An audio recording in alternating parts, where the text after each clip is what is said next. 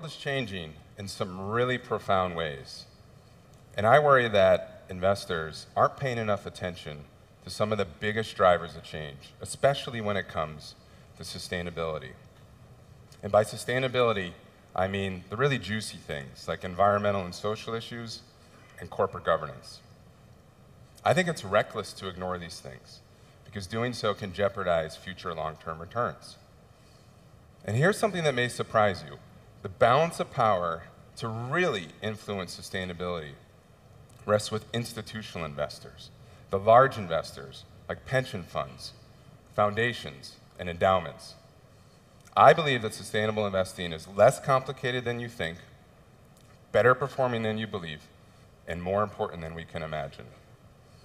Let me remind you what we already know. We have a population that's both growing and aging. We have 7 billion souls today, headed to 10 billion at the end of the century. We consume natural resources faster than they can be replenished. And the emissions that are mainly responsible for climate change just keep increasing. Now, clearly, these are environmental and social issues, but that's not all. They're economic issues, and that makes them relevant to risk and return. And they are really complex, and they can seem really far off, that the temptation may be to do this. Bury our heads in the sands and not think about it. Resist this if you can. Don't do this at home. But it makes me wonder if the investment rules of today are fit for purpose tomorrow. We know that investors, when they look at a company and decide whether to invest, they look at financial data, metrics like sales growth, cash flow, market share, valuation, you know, the really sexy stuff. And these things are fundamental, of course, but they're not enough. Investors should also look at performance metrics in what we call ESG, environment, social, and governance. Environment includes energy consumption, water availability, waste, and pollution. Just making efficient uses of resources. Social includes human capital, things like employee engagement and innovation capacity, as well as supply chain management, and labor rights and human rights. And governance relates to the oversight of companies by their boards and investors. See, I told you this is the really juicy stuff. But ESG is the measure of sustainability. And sustainable investing incorporates ESG factors with financial factors into the investment process. It means limiting future risk by minimizing harm to people and planet, and it means providing capital to users who deploy it towards productive and sustainable outcomes. So if sustainability matters financially today, and all signs indicate more tomorrow, is the private sector paying attention? Well, the really cool thing is that most CEOs are. They started to see sustainability not just as important, but crucial to business success. About 80% of global CEOs see sustainability as the route to growth and innovation and leading to competitive advantage in their industries. But 93% see ESG as the future, or as important to the future of their business. So the views of CEOs are clear. There's tremendous opportunity in sustainability. So how are companies actually leveraging ESG to drive hard business results? One example is near and dear to our hearts. In 2012, State Street migrated 54 applications to the cloud environment, and we retired another 85. We virtualized our operating system environments, and we completed numerous automation projects. Now, these initiatives create a more mobile workplace, and they reduce our real estate footprint. And they yield savings of $23 million in operating costs annually, and avoid the emissions of 100,000 metric tons of carbon. That's the equivalent of taking 21,000 cars off the road. It's awesome, right? Another example is Pentair. Pentair is a US industrial conglomerate, and about a decade ago, they sold their core power tools business and reinvested those proceeds in a water business. That's a really big bet. But why did they do that? Well, with apologies to the home improvement fans, there's more growth in water than in power tools. And this company has their sights set on what they call the new world. That's 4 billion middle-class people demanding food, energy, and water. Now, you may be asking yourself, are these just isolated cases? I mean, come on. Really? Do companies that take sustainability into account really do well financially? The answer that may surprise you is yes. The data shows that stocks with better ESG performance perform just as well as others. In blue, we see the MSCI World. It's an index of large companies from developed markets across the world. And in gold, we see a subset of companies rated as having the best ESG performance. Over 3+ years, no performance trade-off. So that's okay, right? But we want more. I want more. In some cases, there may be outperformance from ESG.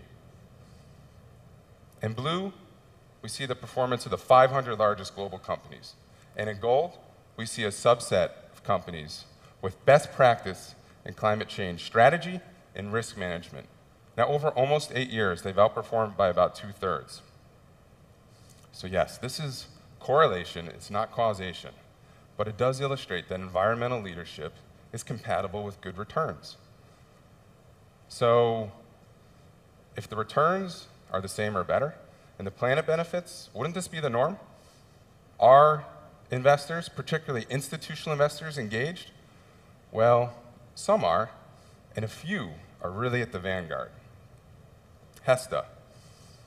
HESTA is a retirement fund for health and community services employees in Australia with assets of $22 billion. They believe that ESG has the potential to impact risks and returns, so incorporating it into the investment process is core to their duty to act in the best interests of fund members. Core to their duty. You gotta love the Aussies, right? CalPERS is another example. CalPERS is the pension fund for public employees in California. And with assets of $244 billion, they are the second largest in the US and the 6th largest in the world. Now they're moving towards 100% sustainable investment by systematically integrating ESG across the entire fund. Why? They believe it's critical to superior long-term returns, full stop. In their own words, long-term value creation requires the effective management of 3 forms of capital: financial, human, and physical. This is why we are concerned with ESG. Now, I do speak to a lot of investors as part of my job, and not all of them see it this way. Often I hear, we are required to maximize returns, so we don't do that here.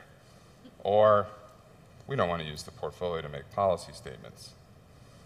The one that just really gets under my skin is, if you want to do something about that, just make money, give the profits to charities.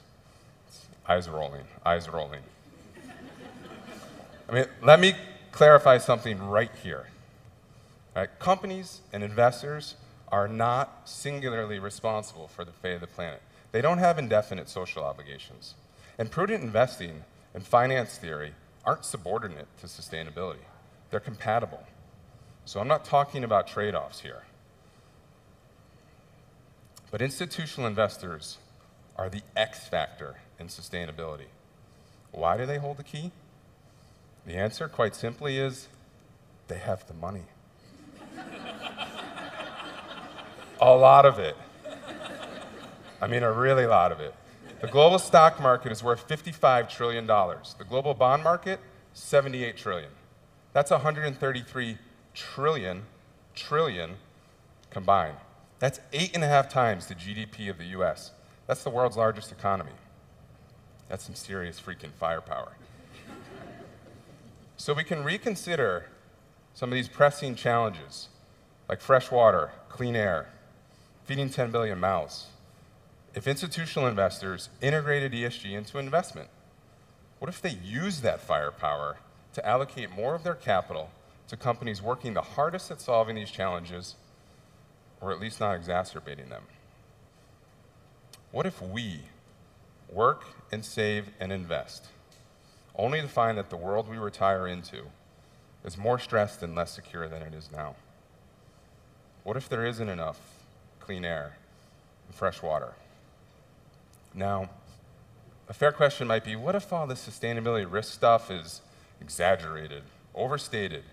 It's not urgent, something for virtuous consumers, or lifestyle choice? Well, President John F. Kennedy said something about this that is just spot on. There are risks and costs to a program of action, but they are far less than the long-range risks and costs of comfortable inaction. I can appreciate that there's estimation risk in this, but since this is based on widespread scientific consensus, the odds that it's not completely wrong are better than the odds that our house will burn down or we'll get in a car accident. Well, maybe not if you live in Boston. But my point is that we buy insurance to protect ourselves financially in case those things happen, right? So by investing sustainably, we're doing two things. We're creating insurance, reducing the risks to our planet and to our economy, and at the same time, in the short term, we're not sacrificing performance.